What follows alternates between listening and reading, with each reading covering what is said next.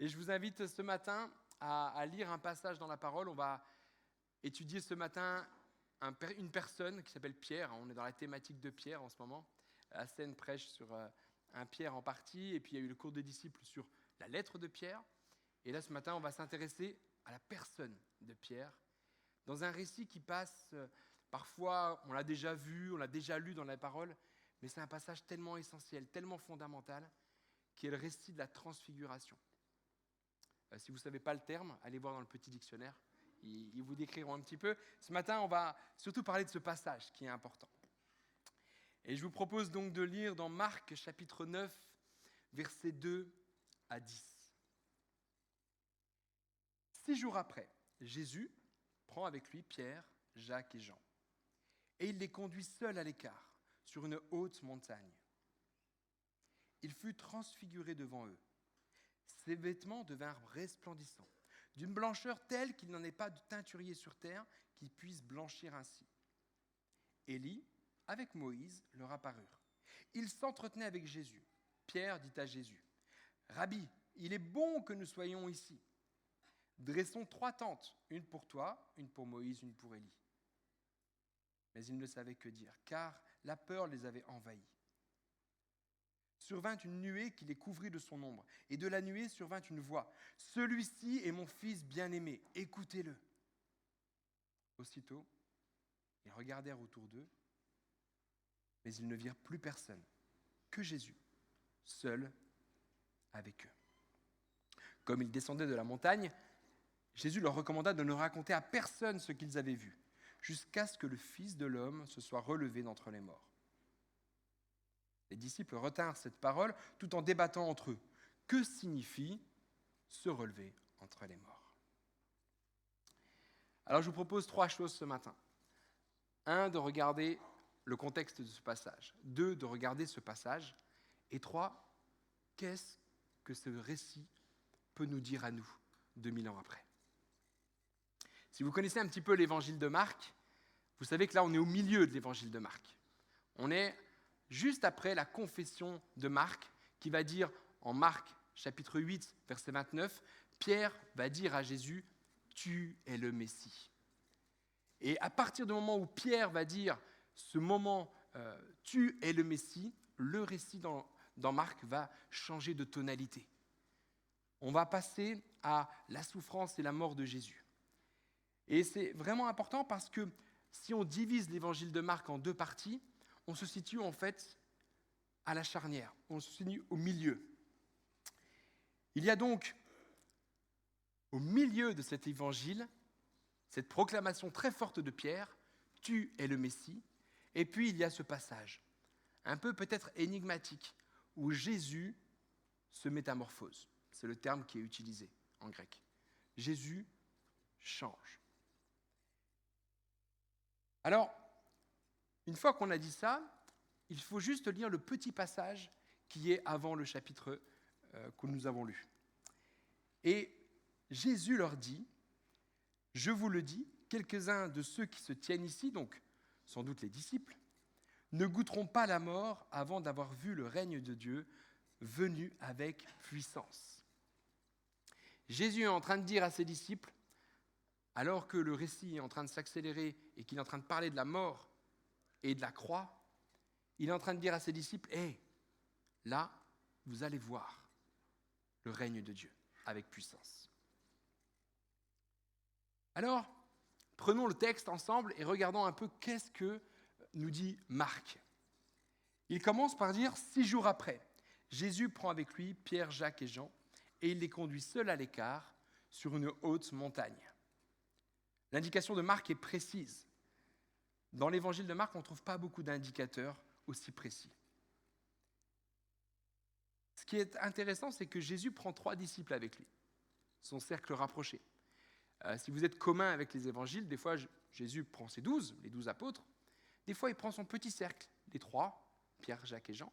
Et puis des fois, notamment dans l'évangile de Luc, il s'adresse à beaucoup de disciples. On dit traditionnellement les 70. Mais là, il prend le cercle rapproché. Et puis, si on regarde la dynamique de l'évangile de Marc, on n'est pas dans un lieu désert, on est sur une haute montagne. Et pour le lecteur du Nouveau Testament, la haute montagne, c'est quelque chose de précis. À chaque fois qu'il y a la haute montagne dans le Nouveau Testament, il y a toujours une révélation de Dieu. Toujours. Et c'est un écho à l'Ancien Testament. Parce que quand les grands prophètes, ou quand Moïse parle d'aller sur une montagne, il y avait une histoire de révélation. Donc Marc est en train de nous dire, hey, là ce qui va se passer, Dieu va parler. Il va y avoir une révélation. Pourquoi ? Parce que la haute montagne, dans le langage du Nouveau Testament, ça veut dire que Dieu va venir se révéler. Alors, première leçon que nous pouvons prendre, c'est qu'un disciple qui veut suivre son maître doit gravir une haute montagne. Là, le texte, vous l'avez peut-être lu comme ça, mais si vous avez déjà fait de la marche en montagne, ça coûte. Ça coûte énormément. Nous, avec Anne, quand on emmène, notamment quand on emmenait Ismaël marcher, si on voulait qu'il marche avec nous jusqu'au bout, il fallait qu'il y ait une carotte. Il fallait dire au-dessus, on fera. Ou il faut qu'il y ait une vraie motivation pour que l'enfant puisse aller jusqu'au bout. Si vous avez fait du sport, vous savez que d'avoir la ligne d'arrivée dans votre tête, ça vous aide énormément. Je cherche désespérément du regard Tom, mais je ne le vois pas. Il est avec les enfants ? Je pense à lui parce qu'on a joué ensemble, on joue ensemble au foot avec Tom, et on a pris une défaite mémorable vendredi. Et encore, mais là, vraiment une très sévère. Et en fait, on avait beau voir la fin du match arriver, on ne voyait pas d'issue positive. Juste pour vous dire, quand vous faites une activité, par moment, notamment quand on est en montagne, si vous regardez toujours au-dessus, vous pouvez être désespéré. Un des vrais tips qu'on peut donner pour ceux qui font un peu de marche, c'est que par moment, il faut baisser les yeux et regarder juste ses pieds. Et avancer. Et puis quand on relève la tête, on dit « Waouh, j'ai fait un peu de chemin ». Les disciples, là, ils doivent monter une haute montagne. Ça a dû coûter. Et si tu veux rencontrer Dieu dans ta vie, tu ne peux pas faire l'économie. Par moment, il faut que ça te coûte. Il faut que tu gravisses une montagne. Si tu es installé toujours dans ton canapé et que tu éteins juste Netflix et tu dis « Merci Seigneur pour la journée », je te le dis sincèrement, c'est pas comme ça que tu vas avoir une révélation de Dieu. C'est pas en mettant juste à 5 minutes dans ton agenda overbooké, 5 minutes avec Dieu pour dire je vais avoir une révélation de Dieu. Ça marche pas comme ça. Dans l'ère du numérique où tout est très rapide, où avec un clic on peut aller à l'autre bout du monde avec une petite fenêtre, Dieu nous dit hey, si tu veux venir dans ma présence, ça coûte. Il faut un petit peu de persévérance, un petit peu de temps et un petit peu d'énergie. Donc cherche pas à prier 5 minutes tous les soirs quand tu es claqué. Non mais vraiment, à un moment donné, si tu veux vraiment rencontrer Dieu, il faut que tu crées des conditions dans ton environnement pour rencontrer Dieu. Et je ne dis pas que Dieu ne se manifeste pas avec une petite prière, c'est pas vrai. Hein. Si vous prenez le livre de Néhémie, à la table du roi, de l'empereur, il fait une prière très rapide et Dieu l'exauce. Il n'y a pas de souci avec ça. Le problème, c'est quand la petite prière rapide, elle devient ton habitude. Et quand cette petite prière rapide, elle devient juste ton essentiel. Et quand cette petite prière rapide, elle devient tout ce que tu as. Ce n'est pas une relation, ça. Ça, c'est de la consommation. Donc, première chose de ce texte, tu veux être disciple de Jésus, eh bien, sois prêt à payer le prix pour monter la montagne, pour avoir une révélation. On avance dans le texte. J'avance trop vite. Non, c'est ça. Jésus fut transfiguré. Le terme en grec, c'est métamorphosé devant eux. Ses vêtements devinrent resplendissants. Et là, Marc rajoute quelque chose que les autres évangiles ne rajoutent pas. Et puis, Élie avec Moïse leur apparurent. Ils s'entretenaient avec Jésus. Donc voilà quelque chose d'extraordinaire. Il fut transfiguré, métamorphosé devant eux. Waouh! Je ne sais pas vous, mais voir son Dieu, son Seigneur, changer, se transformer devant, ça doit être quelque chose d'incroyable, mais vraiment d'incroyable.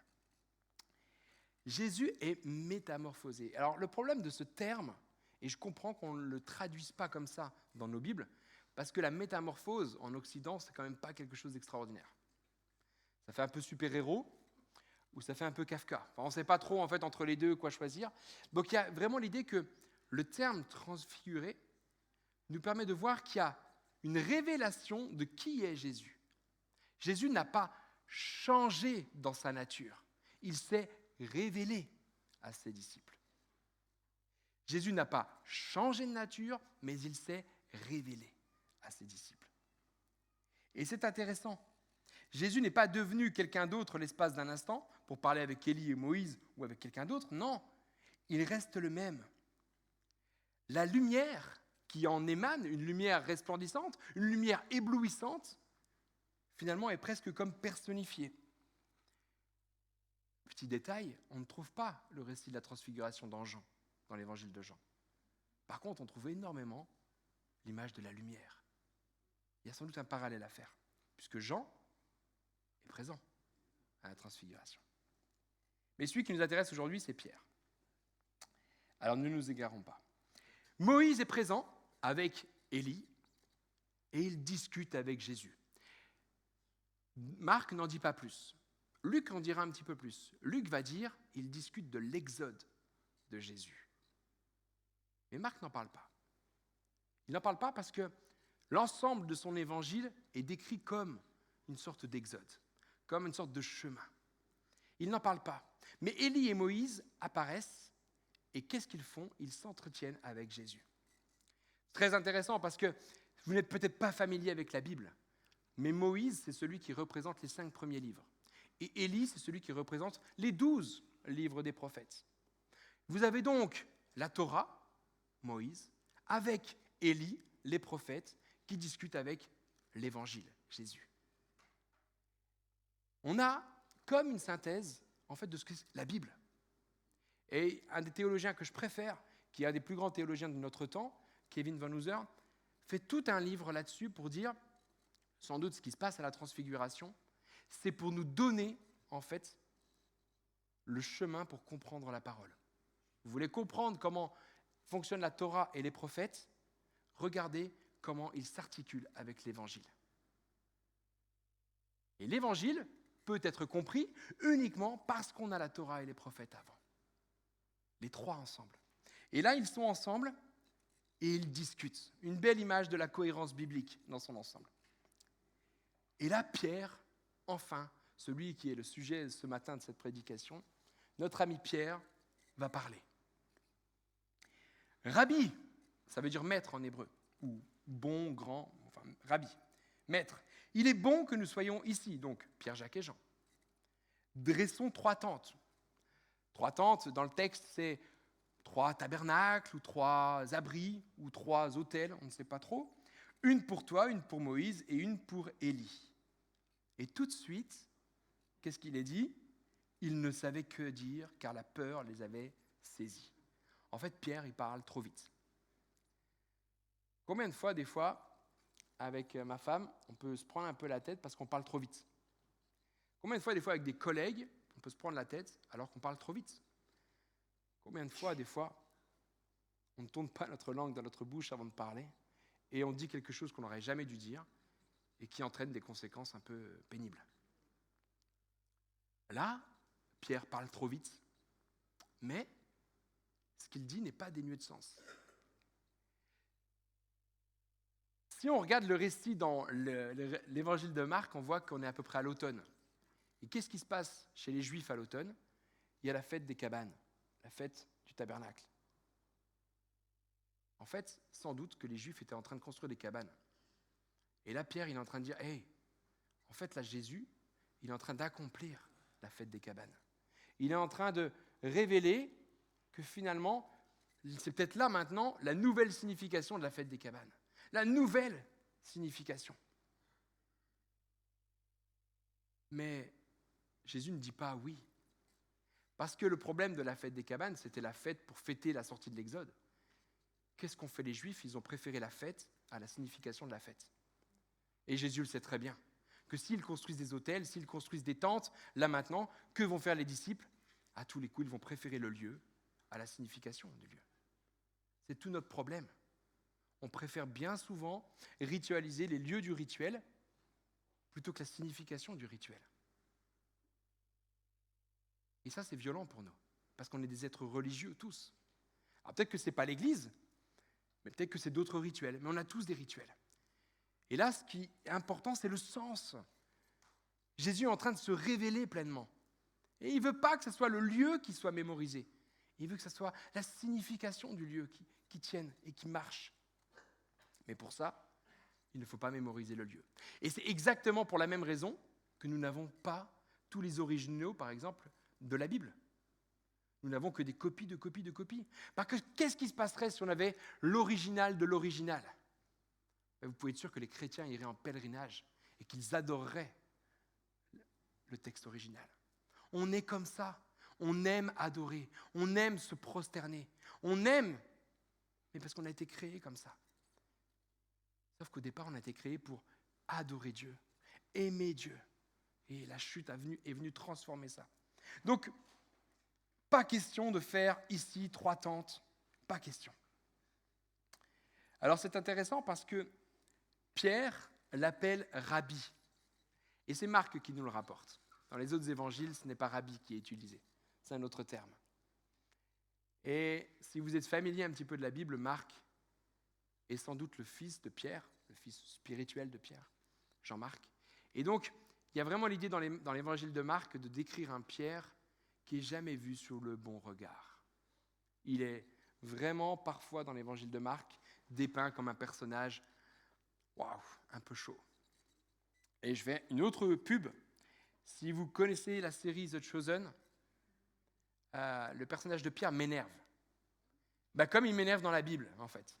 Avec son aspect de toujours guerrier, de toujours être chef, il se prend pour... Et dans la série, il arrive à m'énerver. Et dans la Bible, il arrive à m'énerver. Et là, si vous n'avez pas vu la série The Chosen, allez-y, regardez-la. Donc, nous avons sur une montagne Pierre, complètement perdu, qui veut dresser des tentes. Et à ce moment-là, survint une nuée qui les couvre de son ombre, et de la nuée survint une voix, « Celui-ci est mon fils bien-aimé, écoutez-le. » Aussitôt, ils regardèrent autour d'eux, mais ils ne virent plus personne, que Jésus seul avec eux. Et là, en quelques mots, nous avons exactement ce qui se passe dans le livre de l'Exode, chapitre 13, chapitre 16 et chapitre 19. Nous avons Sukkot, les tentes, nous avons la nuée, nous avons l'ombre, nous avons la notion de la parole à écouter, nous avons la voix de Dieu, nous avons le peuple qui a peur, et maintenant Pierre qui a peur. Tout ça, ce sont des échos à la sortie de l'Égypte. Tout ça, ce sont des échos avec l'histoire même de Pierre.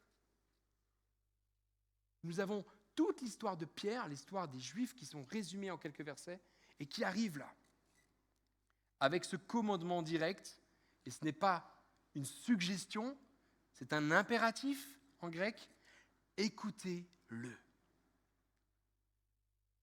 Moïse avait reçu le même en Deutéronome 18. Et c'est important parce que si nous voulons gravir la montagne et si nous voulons être en relation avec notre Dieu, alors à un moment donné, il faut obéir à notre Dieu. Et l'obéissance à Dieu n'est pas un acte, nous n'avons pas d'acte à faire, un acte dans le sens de mouvement, nous devons juste nous asseoir et écouter ce que Dieu a à dire. Alors, là, nous avons devant nous un passage qui est étonnant puisque d'un coup, d'un claquement de doigts, aussitôt ils regardèrent autour d'eux, mais ils ne virent plus personne, que Jésus seul avec eux. Et le passage se termine comme il a commencé, Jésus est seul avec ses 3 disciples. Et là on se dit, hey, j'ai vécu quelque chose de très fort, je suis allé au sommet de la montagne, j'ai vu Dieu, j'ai entendu la nuée, j'ai entendu une voix qui parlait, comme pour le baptême. Là, on se dit, les disciples, ils vont être changés, ils vont être transformés, ils vont devenir des soldats pour Dieu. Et qu'est-ce qu'ils font en descendant de la montagne ? Ils discutent entre eux de qu'est-ce que ça veut dire se relever des morts. En fait, Marc est en train de nous dire que ils n'ont rien compris. Marc est clairement en train de nous dire, ils ont vécu l'expérience spirituelle la plus forte du monde et ils n'ont toujours rien compris. Moi, ça me fait du bien. Ça me fait du bien. Je vais vous dire pourquoi. Parce que des fois, j'ai l'impression de vivre des moments spirituels très forts avec Dieu et j'ai l'impression le lendemain de rien comprendre. Cherche pas. C'est comme ça qu'on fonctionne. Tu vas vivre des bons moments avec Dieu. Amen, il faut aller les chercher. Mais derrière, ne crois pas que tu as tout compris. Ne crois pas que tu as tout compris. Parce que le propre de la révélation avec Dieu, c'est que c'est une révélation continue. Dieu se révèle progressivement à nous. Et là, les disciples, ils ont vu, ils ont entendu, ils ont eu peur, et pourtant, en redescendant, Marc nous dit, ils débattaient entre eux. Le terme débattre, là, n'est pas un terme positif, d'accord ? C'est un terme plutôt négatif. Plutôt que de se dire, waouh, on a vu la gloire de Dieu, la manifestation même du règne de Dieu venir sur terre, qu'est-ce qu'ils disent ? On va débattre de la signification. On se croirait entre les Sadducéens et les pharisiens pour débattre, est-ce qu'il y a vraiment une résurrection des morts ? Ils en sont au même niveau. Mais pour nous, ça nous fait du bien de dire ça. Parce que des fois, on connecte vraiment avec Dieu dans sa parole, dans des moments de prière, des moments de louange, des moments d'adoration, des moments seuls dans notre chambre, des moments collectifs ensemble. Et puis derrière, on s'apitoie sur soi-même parce qu'on se dit, mais c'est pas possible que j'en sois encore là. Et c'est normal. Parce que Dieu, il faut qu'il travaille en profondeur et ça met du temps. Et un point important, c'est que Pierre, qui vit ça, il n'en parle pas. Il n'en parle pas. Pierre, Jacques et Jean n'en parlent pas. Il faudra attendre leur écrit pour qu'on puisse avoir une trace écrite de ce qu'ils ont vécu avec le Seigneur. Alors, maintenant, que retenir pour nous de ce passage ? Et je vous propose donc 6 petits points très rapides. Pourquoi j'en ai fait 6 ? Parce que je me dis qu'il y a forcément un point qui va vous parler. Si j'en avais choisi 2, je me suis dit, ah mince, je vais en prendre 6 qui sont tirés de ce passage. S'il n'y en a aucun qui te parle ce matin, pose-toi réellement la question. Mais vraiment. Moi, je ne dis pas que les 6 me parlent, mais en tout cas, ce texte peut nous amener sur 6 passages. 6 points. Le premier, comme on l'a dit, c'est monter sur la montagne. C'est un appel à se retirer pour rencontrer Dieu. On n'a jamais vécu dans un monde aussi rapide. Tout est rapide. Et Dieu, à un moment donné, veut qu'on mette sur pause. Mets sur pause pour ton travail. Mets sur pause sur tes loisirs. Mets sur pause plein de choses. Pourquoi ? Pour connecter avec Dieu. Si tu t'attends à rencontrer Dieu de la même façon que tu te connectes à Internet, vraiment, tu risques de te tromper. Vraiment de te tromper. La première chose, c'est qu'il faut que tu crées des moments dans ton agenda pour rencontrer Dieu. Il faut que tu sois intentionnel pour rencontrer Dieu. Tu ne peux pas mettre juste une petite fenêtre pour le rencontrer. Il faut vraiment que tu sois intentionnel. Le deuxième, c'est un appel à contempler. Contempler la gloire du Christ, voir au-delà de l'ordinaire. Mais la contemplation, ça demande une disponibilité dans ta tête. Parce que si tu es pris par tes problèmes, si tu es pris par tes envies de consommer sur Amazon ou sur tes envies de consommer telle série sur Netflix ou de vouloir faire telle chose, tu ne peux pas contempler. Parce que la contemplation, ce n'est pas que les yeux, c'est la tête. C'est prendre le temps d'avoir la tête libre à ce qu'on regarde et de pouvoir se dire « Waouh, ah oui, il y a ça, et puis il y a ça. » Mais ça, tu ne peux pas le faire si ta vie, elle est remplie. Il faut que par moment, tu mettes des choses sur pause et que tu choisisses de contempler. Il y a quelques semaines, il y a 2-3 semaines, Anne avait une soirée, et donc j'étais avec les enfants. Et puis on a vraiment, nous, pris l'habitude de coucher les enfants à 8h en semaine, parce que c'est l'école, et on les couche à 8h. Et il y a une certaine discipline à la maison, comme ça, après nous, on peut respirer, vous voyez un peu le truc. Et ce soir-là, je n'étais pas trop fatigué, mais je n'étais pas assez volontaire pour travailler. J'avais vraiment pas envie de travailler, de lire. J'avais envie de flemmarder dans le canapé, mais vraiment. Et là, je me suis dit, je vais me regarder un film qui me fait plaisir. Et donc, j'ai deux passions. Une qui n'est pas très... donc, je ne veux pas vous dire. Mais je vais vous le dire parce que vous allez vous imaginer des trucs. J'aime bien les films post-apocalyptiques. J'aime bien les univers un peu comme ça, voilà, où il y a un peu de tension et tout ça. Mais là, je n'avais pas envie de ça, vraiment pas. J'avais envie d'un film de testostérone, un film vraiment qui envoie. Et donc, je me connecte et là, je vois Gladiator. Mais je l'ai déjà vu 20 000 fois. J'ai déjà vu 20 000 fois. Et là, je me suis dit, super. Donc, je me suis assuré que les enfants dormaient. J'ai fermé les portes. J'ai mis le volume et je me suis mis devant Gladiator. Que je connais, mais pas par cœur, mais que j'ai vu des dizaines de fois. Et là, je me suis dit, waouh, en fait, je vais contempler le film.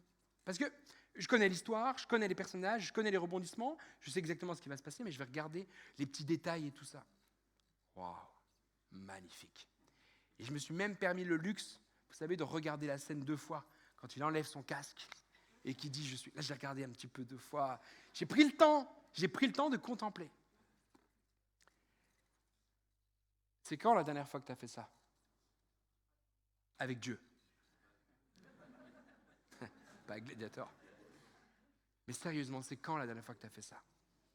Que tu as pris le temps de contempler qui il est. Le troisième, c'est ce qu'on a dit tout à l'heure, c'est une invitation à l'obéissance. Écoutez. Dieu nous rappelle et il dit, écoutez-le. Écoutez-le.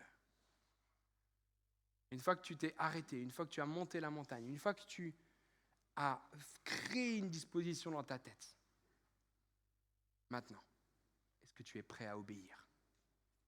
Est-ce que tu es prêt à obéir? Après la transfiguration, Pierre écrira sa lettre, 5 chapitres.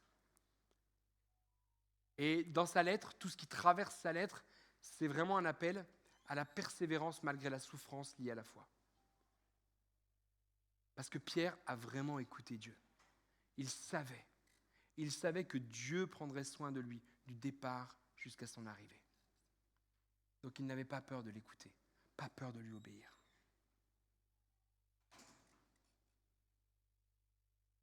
Méditer sa parole. Si tu n'écoutes pas Dieu, tu ne sauras jamais qui il est. Tu ne peux pas vivre une foi juste émotionnelle, juste dans la prière comme ça, et juste balancer quelque chose et t'attendre à ce que Dieu te parle, si tu ne médites jamais sa parole.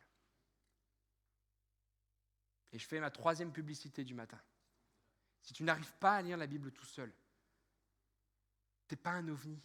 Tu n'es pas quelqu'un de malheureusement de banni du monde chrétien. Non, c'est sans doute normal de ne pas arriver à lire sa Bible tout seul. Il faut un peu de maturité.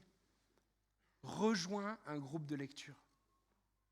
Si tu ne sais pas comment faire, viens nous voir, les responsables. Il y a plein de petits groupes de lecture qui existent dans cette église qui nous permettent de lire la Bible à plusieurs. Alors, on ne se retrouve pas forcément physiquement parce que le temps des fois, mais on a une petite application et on suit des passages et on lit les passages ensemble parce qu'on veut méditer et écouter ce qu'il dit. Et franchement, quand on est 4 ou 5 à lire le même passage et qu'on prend le temps de le lire et de donner un petit peu parce qu'on l'a reçu, je peux vous dire que la parole, elle résonne. La parole, elle parle. La Bible est une parole, elle parle. Mais pour ça, il faut la méditer, l'écouter. Le 4e, c'est, vous ne l'avez peut-être pas lu rapidement dans le passage, mais il faut descendre de la montagne. Je dis ça pour tous les chrétiens qui aiment rester dans le connect avec Dieu. Et il y en a, mais heureusement. Mais pour eux, c'est un appel à descendre, à rejoindre la mission dans le monde. Tu ne peux pas toujours rester sur la montagne. Dieu n'a pas dit oui aux 3 tentes qu'a voulu dresser Pierre. Et Pierre l'a compris. Il faut descendre, être en mission, rejoindre nos contemporains et pas rester connecté sur la montagne. Le 5e, et c'est sans doute un des plus durs, le plus dur, comprendre le chemin de la croix. Ce que Jésus a révélé à ses disciples, c'était la gloire, c'est évident. Une blancheur comme il n'en existe aucune autre, c'était la gloire, la pleine humanité, on pourrait dire, de Jésus. et sa pleine divinité. Mais en même temps, c'était après l'annonce de sa mort et de sa résurrection à la croix. Pour l'évangile de Marc et pour les autres évangiles, il ne peut y avoir de gloire pour Jésus sans passer par la mort sur la croix. Et nous n'avons pas accès à la gloire de Dieu sans comprendre que c'est par la croix que tout se passe. La mort de notre Seigneur sur la croix. Ce n'est pas juste un mot, c'est une réalité. Si tu peux parler à Dieu aujourd'hui, c'est parce qu'il est mort pour tes fautes, pour tes péchés sur la croix. Le récit de la transfiguration est suivi de discussions sur la passion de Jésus. Suivre Jésus, c'est accepter des sacrifices et des renoncements pour un bien plus grand. En Marc chapitre 8, Jésus dira « Si quelqu'un veut me suivre, qu'il se renie lui-même, qu'il se charge de sa croix et qu'il me suive. » C'est-à-dire que la croix de Jésus, la mort de Jésus, c'est un appel à nous à mourir à nous-mêmes. Tu veux comprendre la transfiguration, si tu veux comprendre l'Évangile, il faut que tu meures à toi-même. Ce n'est pas un message qu'on va entendre sur les réseaux sociaux, ce n'est pas un message qu'on va entendre dans les cours de coaching, de mourir à soi-même. L'Évangile nous appelle à renoncer à nous-mêmes pour nous attacher à Christ. Et puis le dernier point, métamorphoser. Il utilise le terme métamorphoser. Et je suis allé voir, du coup, le nombre de fois qu'on utilise métamorphoser dans le Nouveau Testament. 4 fois. C'est rigolo, 2 fois sont utilisés pour Jésus et 2 fois pour les disciples, pour nous. Et je vais vous lire le passage que Paul utilise pendant que le groupe de louanges veut bien se réinstaller.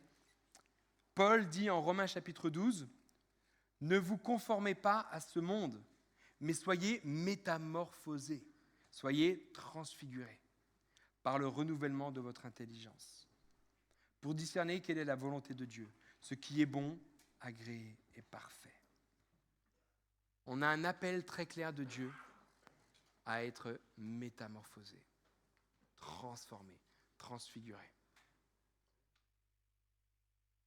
Alors je ne sais pas où vous en êtes ce matin. Je ne sais pas si vous êtes en train de monter sur la montagne ou si vous avez plutôt un appel à descendre ou si vous avez plutôt un appel à considérer quel est le sens de la croix dans votre vie. Mais j'aimerais juste prier pour vous ce matin, prier pour nous, parce que j'ai besoin aussi de comprendre davantage quel est le sens de la croix, quel est le sens réellement de la transfiguration. Pourquoi ce passage est si essentiel dans la parole. Et je vous invite vraiment à ne pas regarder à votre droite, à votre gauche, à ne pas penser à quelqu'un d'autre, mais pensez juste à votre Dieu. Considérez juste qui il est ce matin. Et si vous êtes à l'aise, fermez les yeux. Si vous n'êtes pas à l'aise, gardez les yeux ouverts. Ça, on ne fait pas de principe, pas de pression inutile.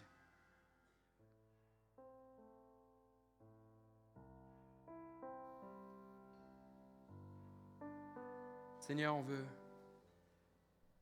déposer devant toi ce matin tout ce qui nous charge, tous les fardeaux qui sont sur notre dos et qui nous empêchent de monter sur cette montagne, Seigneur. Seigneur, on ne peut pas monter une montagne si on n'est pas équipé et si on n'a pas le bon état d'esprit. Seigneur, aide-nous, Seigneur.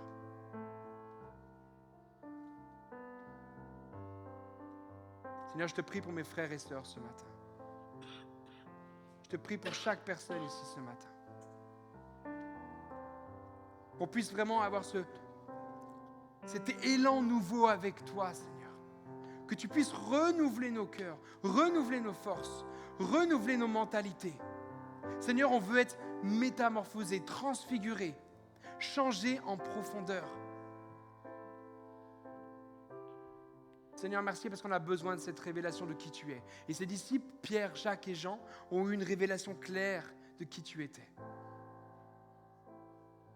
Pleinement Dieu, mais pleinement homme en même temps. un mystère incroyable. Seigneur, révèle-toi à nous pleinement de ces deux façons ce matin. Ouvre nos yeux, Seigneur. Ouvre nos yeux pour qu'on puisse voir ta réalité. Ne nous permets pas, Seigneur, de dresser des temples inutilement. Ne nous permets pas de lever des autels ou des tabernacles inutilement, Seigneur. Permets-nous d'être juste dans ta présence et d'écouter ta parole matin, midi et soir. D'être réellement connecté avec toi, Seigneur. Seigneur, de la même manière qu'on a une montre connectée ou un téléphone connecté, qu'on puisse être dans cette connexion avec toi en permanence. Viens balayer dans nos vies ce qui n'est pas de toi. Viens faire le ménage, Seigneur. On veut vraiment être transfiguré, transformé, métamorphosé par ta parole et par ton esprit, Seigneur.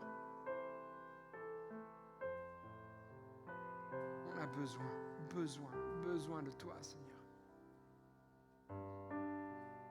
Et je te prie, Seigneur, pour tous ceux ce matin qui n'arrivent pas à faire un pas devant l'autre avec toi, qui font un petit pas et qui se retournent dans le monde, qui font un petit pas avec toi et qui se retournent et qui retournent au monde, Seigneur. Je te prie pour eux. Je te prie vraiment de les saisir, Seigneur, de te révéler à eux. Oh Seigneur, merci parce que tu aimes cheminer, marcher avec nous. Seigneur, tu étais avec tes disciples pour monter sur la montagne. Tu t'es révélé sur la montagne et tu es redescendu avec eux, simplement, alors qu'eux n'avaient rien compris. Seigneur, bien souvent, nous ne comprenons rien. Nous ne comprenons pas. Merci, Seigneur, de ta fidélité, même quand on ne comprend rien. Merci. Oh, merci, Seigneur. Et je vous invite à vous lever pour qu'on puisse vraiment glorifier notre Dieu ce matin.